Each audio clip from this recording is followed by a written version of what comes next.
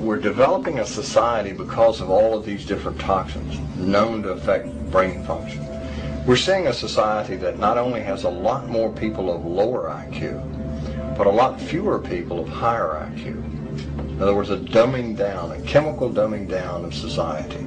So everyone's sort of mediocre. That leaves them dependent on government because they can't excel. We have these people of lower IQ who are totally dependent. Then we have this mass of people who are going to believe anything they're told because they can't really think clearly. And very few people of very high IQ who have good cognitive function who can figure this all out. And that's what they want.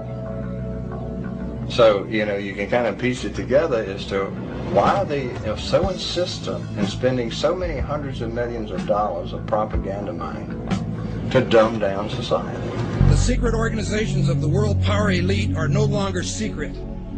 They have planned and are now leading us into a one-world communist government.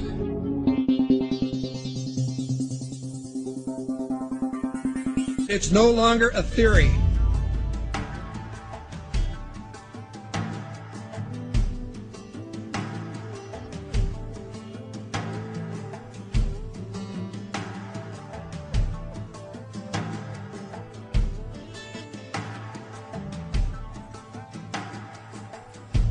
The German philosopher Johann von Goethe once said, "There are none more hopelessly enslaved than those who falsely believe that they are free."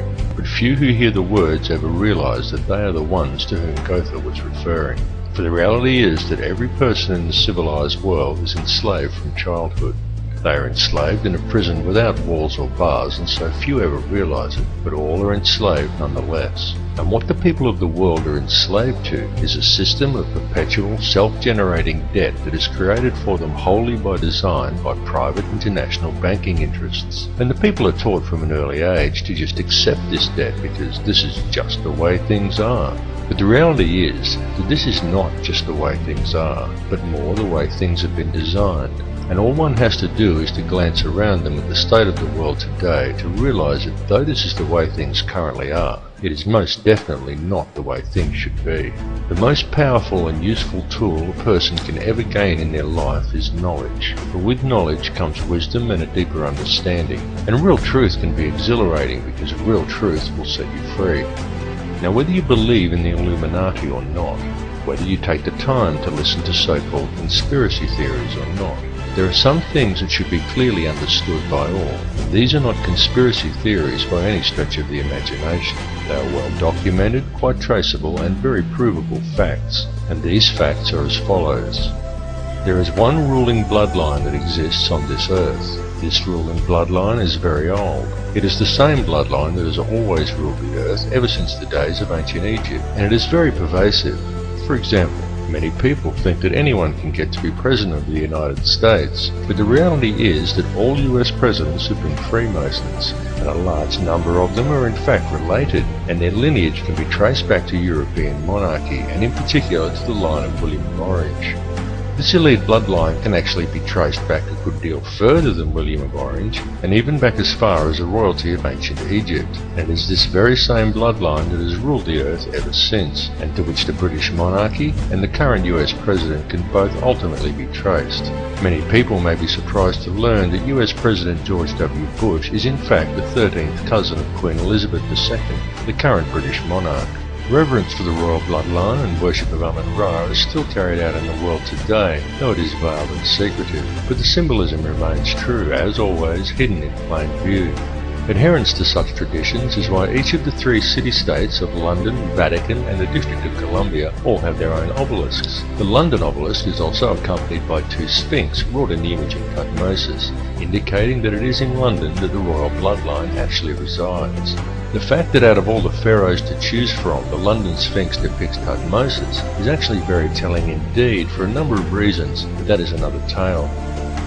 The British monarchy is steeped in ancient traditions and symbolism, and they do not attempt to hide these connections. They just don't mention them or answer questions about them.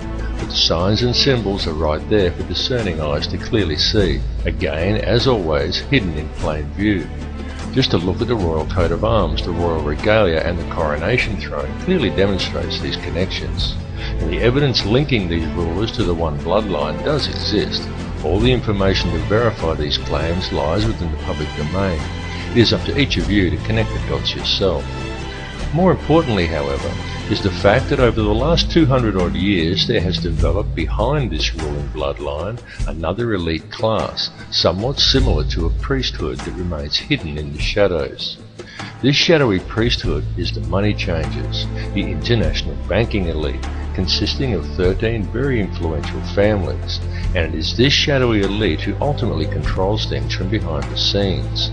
This control is achieved through covert manipulation of the global money systems and maintained through an intricate web of interconnected secret societies, through which control over the flow of all money, all resources, all food, and more importantly, all information through manipulation of the world's educational institutions and corporate media is also achieved. Many of these smaller secret societies are completely oblivious to the existence of the others, but all lead back to a round table of just 6 and ultimately to one at the very top that is populated by virtually a handful of individuals. It is this handful of very powerful men that controls all the other societies, and through them the heartbeat of the entire world. The society that sits at the very top was founded on Knights Templar traditions in Bavaria in 1776 by a man called Adam Weishaupt, and this is the Order of the Illuminati. The man who commissioned Weishaupt for the task was Mayor Amschel Rothschild, and it was done in order to carry out a plan conceived by Rothschild and the heads of 12 other families at a secret meeting that took place in 1773. These families included the Warbirds, the Schiffs, and the Oppenheimers. The Illuminati has since become the most powerful society in the world, and in the last 230 years it has been instrumental in helping the Rothschild family accumulate over 1/2 of the world's total wealth, at the cost of quite literally millions of innocent lives. The hoarded wealth of this one family alone could comfortably feed, clothe, and house every man, every woman, and every child on Earth. And this is just one of the 13 Illuminati families. The goal of the Illuminati has always been a simple one, and that is to achieve, by whatever means possible, total ownership and control over no less than every resource, every government, every rock, every drop of water, every blade of grass, and every living creature, both human and non-human, in the entire world. And since its inception, for over 230 years, the Order of the Illuminati has been tirelessly, relentlessly, and unfalteringly steering its members towards the achievement of that one ultimate goal. Through secrecy, they have so far been extremely successful in their endeavours. In fact, so much so that we are right now living in the time when they intend to see this long-spanned work come to fruition. The situation we are witnessing in the world right now is in fact the final endgame of the Illuminati. This is their big grab for ultimate power and mass depopulation. Some people claim that the Illuminati is a myth, and what is really to blame are organisations such as Zionism, but I assure you that this is not the case. It goes far deeper than Zionism, and such people have simply limited the scope of their vision. They have locked onto an answer that supports their beliefs and have refused to delve any deeper. They are not seeing the bigger picture. Greek philosopher Socrates once said that true wisdom is knowing how little we actually know, and he was absolutely correct, and this is why it is important to keep an open mind and allow your beliefs to be flexible enough to change as new knowledge is acquired. And it is important to listen to all the information and not to just that which reinforces your beliefs, because this conspiracy goes very deep, and Zionism and the Jewish influence over the money system is merely one layer of it. It goes still deeper even than the Illuminati. Those who we know as the Illuminati are merely the shadowy controllers. The plan that is unfolding in the world today is indeed an old one, and it is a plan that is very complex, but not so with the system of control that is in place to blind the people to its existence. This system of control just appears to be complex, but in reality it isn't. In reality, it's very simple, and it's very fragile. However, it is its apparent complexity that has kept it so well veiled, and it has also been kept very well hidden by constructing a conspiracy culture to breed around it, and by then promoting an air of endless ridicule towards such concepts. Indeed, the creation and proliferation of such a culture and promotion of constant ridicule towards it has been one of the Illuminati's most valuable assets in obscuring the reality of the society's existence.